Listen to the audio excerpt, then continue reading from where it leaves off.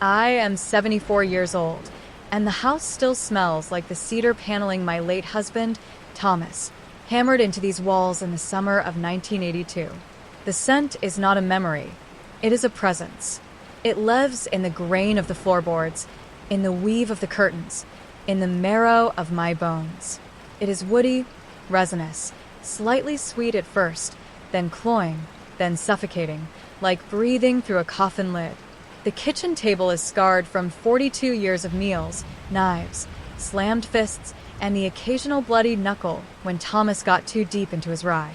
I sit here now, at 3:17 a.m., staring at the pie tin. The crust is still warm. The lattice is perfect. Too perfect. The apples gleam beneath the sugar glaze, Granny Smith's, tart and green, sliced with surgical precision. But beneath the cinnamon and nutmeg, beneath the butter and brown sugar, there is another smell. A metallic tang, like pennies left in the rain, like blood under a bandage, like death wearing dessert. My hands shake as I grip the edge of the table, knuckles white. The same way they did the night, I realized the truth about the boy I raised as my own blood. It started with the smell. I had been peeling apples with Ethan, my grandson, all of 14, his blonde hair falling into his eyes as he hummed a tinny pop song from his cracked phone. The kitchen was warm, the windows fogged from the oven. He had insisted on making the pie himself, said it was a surprise for Clara, his wife of 3 months, who would be home any minute from her shift at the feed store. Clara, 28, sharp-tongued, with a laugh that could cut glass and eyes that missed nothing. They had married young, 19 and 25, after a whirlwind courtship that began when Ethan started working weekends at the store. She had moved into the old farmhouse with us after Thomas died of a stroke 3 years ago. I had welcomed them.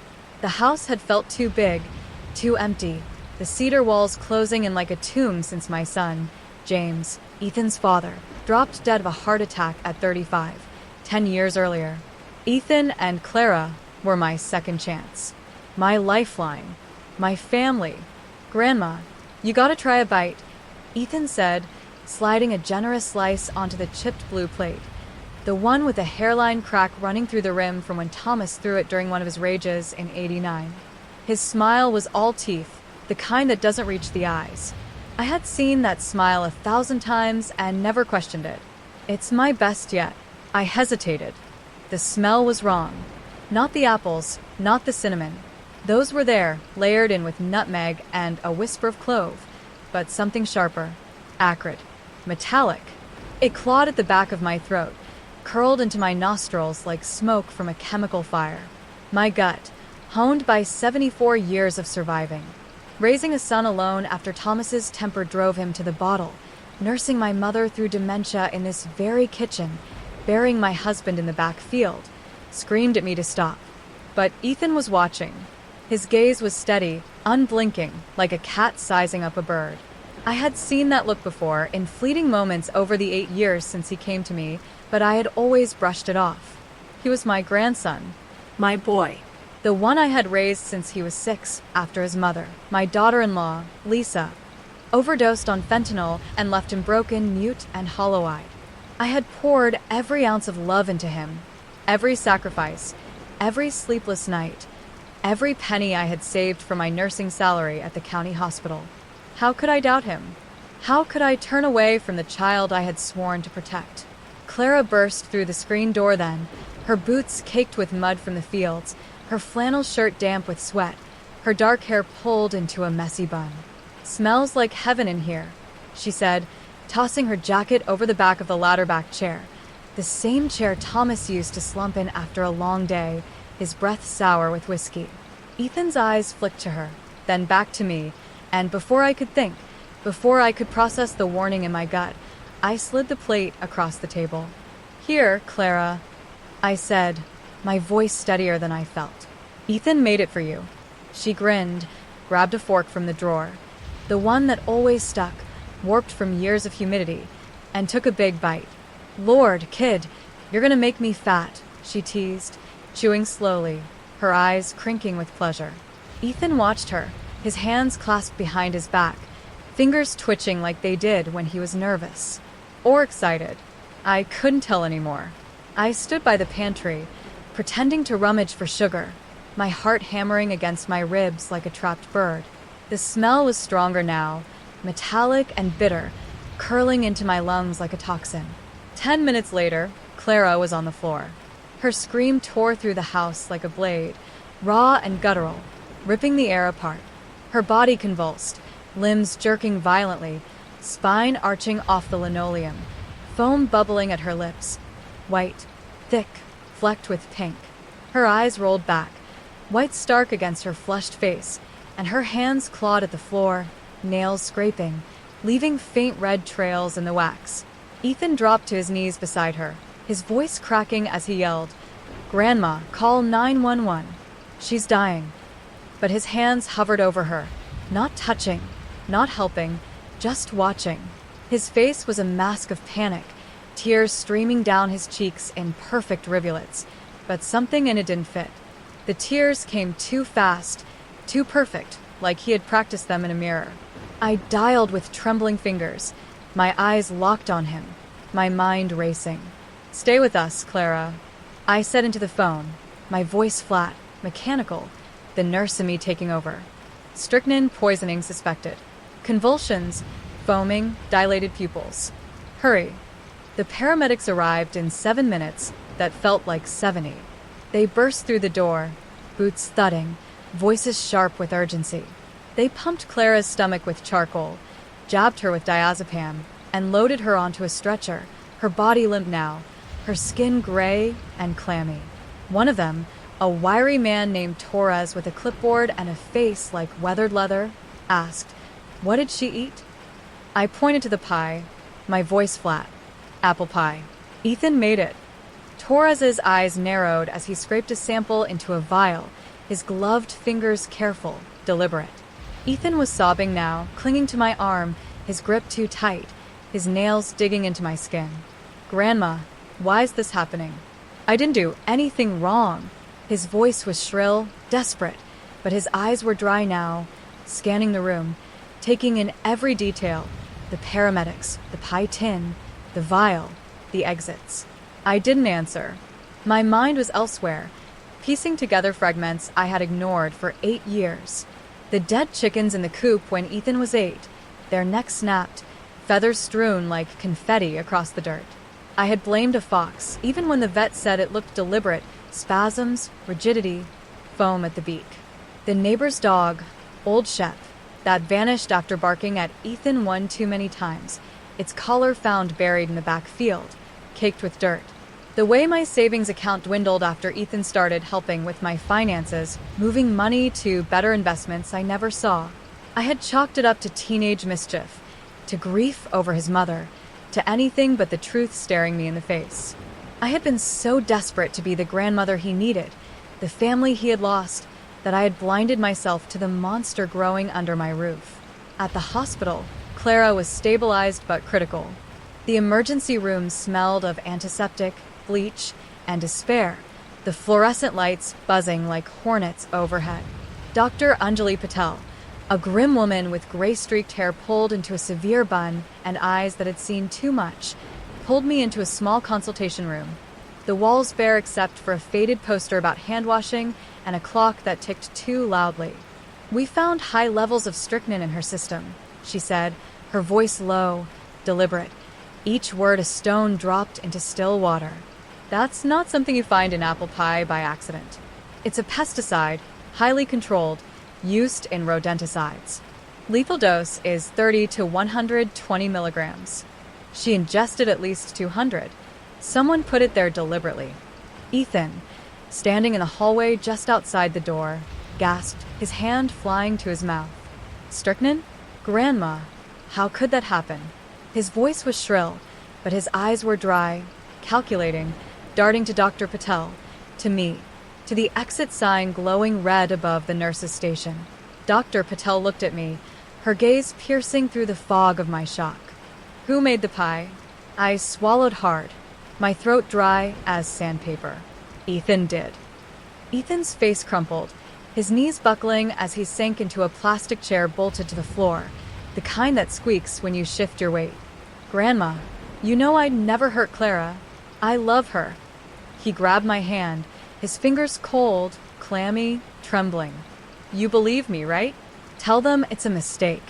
His voice cracked, but there was something rehearsed about it, like a line from a school play he had performed 100 times in his bedroom mirror.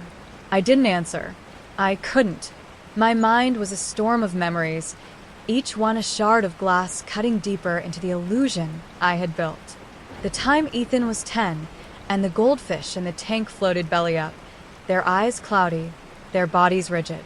He had insisted the heater malfunctioned, and I had replaced the tank the next day, wanting to erase his grief. The time he was 12, and the school called about a classmate, Tommy Rourke, who had fallen down the stairs, his arm broken in 2 places, his collarbone shattered. Ethan had sworn the boy tripped, but the principal, Mr. Delgado, had pulled me aside and said, "Mrs. Callahan, other students saw Ethan push him." He smiled when Tommy screamed. I had dismissed it as bullying, as trauma, as anything but what it was. The time he was 16 and my checking account dropped by $5,000. Ethan had tearfully confessed to borrowing it for a car part, promised to pay it back with his feed store wages, and I had hugged him, told him it was okay, that family helps family. I was no longer the naive grandmother I had been for 8 years. I was a 74-year-old woman who had just realized she had raised a predator. Dr. Patel's voice cut through my thoughts like a scalpel. "Ma'am, we're required to report this to the police. Strychnine poisoning is attempted murder. We'll need the rest of the pie for testing, and any ingredients used." Ethan jumped up, his chair scraping the linoleum with a sound like a scream. "I'll get them. I'll help." But I stopped him, my hand firm on his arm, my grip stronger than I thought possible. "I'll handle it," I said, my voice like steel forged in the fire of betrayal. For the first time in 8 years, I was not protecting Ethan. I was protecting myself. I was protecting Clara. I was protecting the truth. Back at the farmhouse, while Ethan stayed at the hospital under the pretense of worrying about Clara, his tears now dry, his face composed, I examined the kitchen with new eyes. The cedar walls seemed to pulse, the air thick with secrets, the scent now rotten, like a corpse blooming in summer heat. I collected the pie tin, the leftover apples, the sugar canister, the cinnamon jar, everything Ethan had touched. I poured the remnants into glass mason jars, labeling them with shaking hands in my old nursing scrawl. Pie crust, filling, topping. I stashed them in my purse, the glass clinking softly. Then I searched.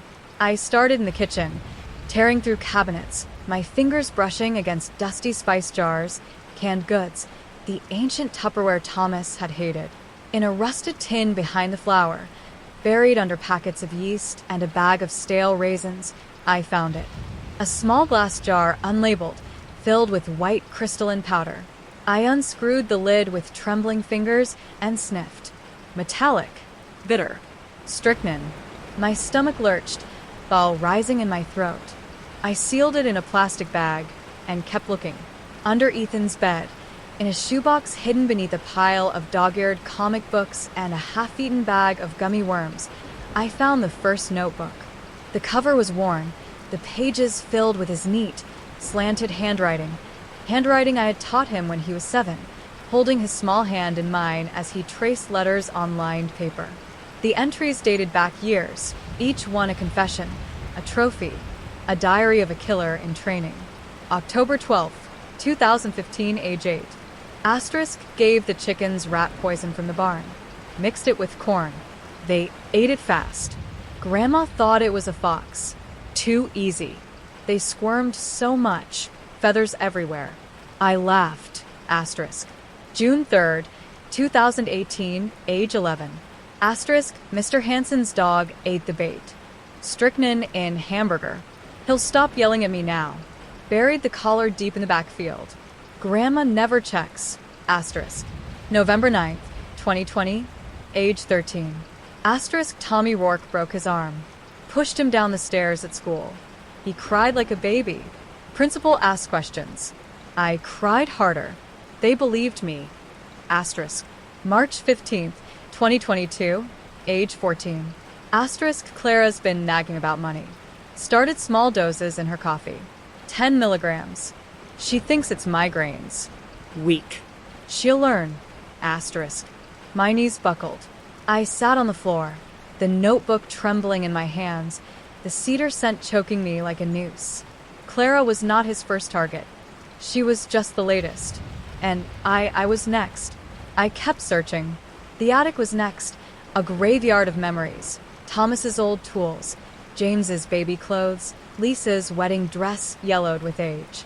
Behind a box of rusted wrenches, I found another notebook, older, from when Ethan was 9. The pages were filled with crayon drawings, stick figures of me, dead, with X's for eyes, my mouth open in a scream, blood pooling beneath.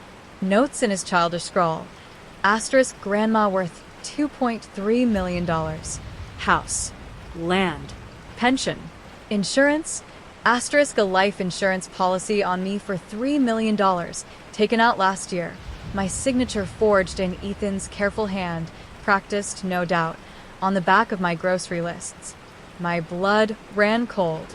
He had been planning this for years, studying me, waiting for the perfect moment, the perfect pie. I was still in the attic, kneeling in dust and regret, when I heard the screen door slam downstairs. Ethan was home. Grandma, his voice called, sweet as honey, dripping with innocence. You hear? His footsteps creaked on the stairs, slow, deliberate, each one a heartbeat in the silence. I shoved the notebooks into my purse, my heart pounding so hard I thought it would burst, and slipped down the back stairs, out the kitchen door, and into my ancient Buick. I drove to the police station, the jars and notebooks rattling in the passenger seat like bones in a coffin. Detective Marlene Harris, a wiry woman with a smoker's rasp and eyes like a hawk, met me in a cramped office that smelled of burnt coffee and old paper.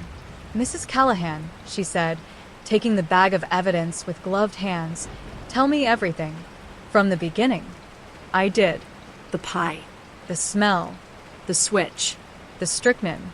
The notebooks. The insurance policy. The chickens. The dog. Tommy Rourke. The money. My voice didn't waver, even as tears burned my eyes, even as the cedar scent clung to my clothes like a curse. For the first time in 8 years, I was not protecting Ethan. I was telling the truth. I was testifying against the boy I had loved more than my own life. Detective Harris's face hardened as she flipped through the notebooks, her pen scratching notes in a spiral pad. This is extensive, she said, her voice tight, controlled. We're getting a warrant for Ethan's arrest. And we'll need to search the house. The barn.